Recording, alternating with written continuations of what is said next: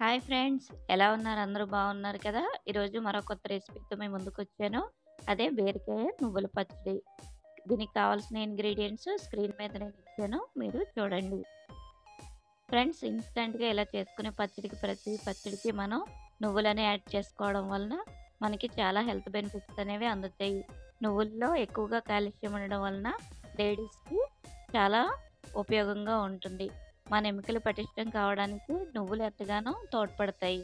తప్పకుండా ఇలా ఇన్స్టెంట్‌గా చేసుకునే ప్రతి పచ్చడికి మీరు నువ్వులని యాడ్ చేసుకోండి. రుచితో పాటు ఆరోగ్యం కూడా ఉంటుంది. ఇప్పుడు ఇక్కడ నేను తోటలోని బీరకాయలను తీసుకున్నాను. మీరు బయట నుంచి తీసుకొచ్చినట్లయితే బీరకాయలను ఒక హాఫ్ అన్ అవర్ ఉప్పు నీటిలో నానబెట్టండి. ఇక్కడ మనం తొక్కంతా తీయాల్సిన అవసరం లేదు.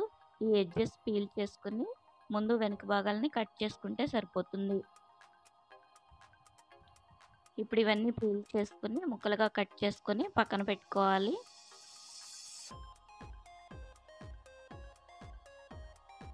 ఇప్పుడు స్టవ్ మీద బాండి పెట్టుకుని కొంచెం ఆయిల్ వేసుకుని ఒక స్పూన్ వరకు జీలకర్రను దీనిలో యాడ్ చేసుకోవాలి.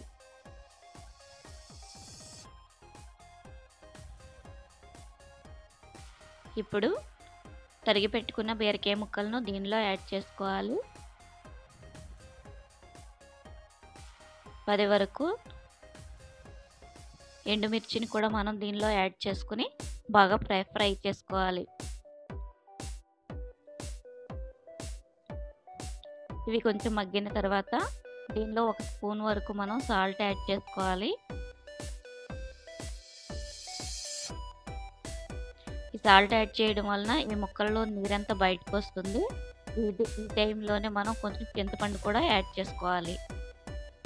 ఒకసారి అంతా కలుపుకొని మూత పెట్టేసుకోవాలి. ఇవి మగ్గుతూ ఉంటాయి కదా, లోపుగా నువ్వులను మనం ఒకసారి ఫ్రై చేసుకుందాము.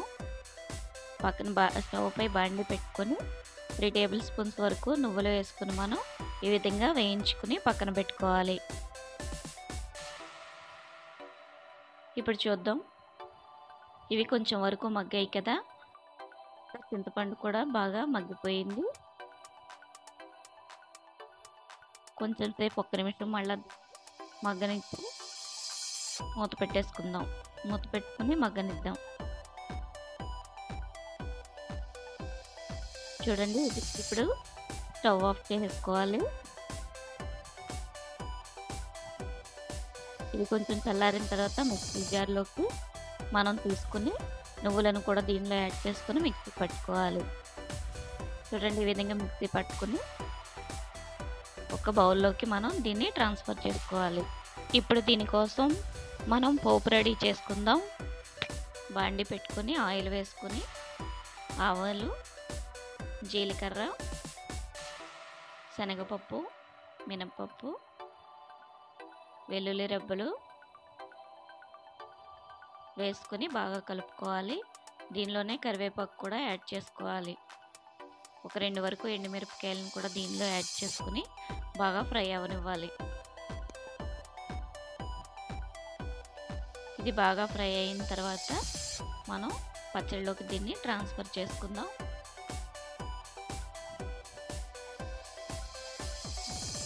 అంతే, బీరకాయ నువ్వుల పచ్చడి రెడీ అయిపోయినట్లే.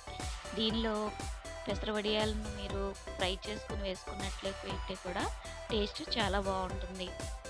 ఫ్రెండ్స్, ఈ రెసిపీ కనుక మీకు నచ్చినట్లయితే తప్పకుండా ట్రై చేయండి. Thank you.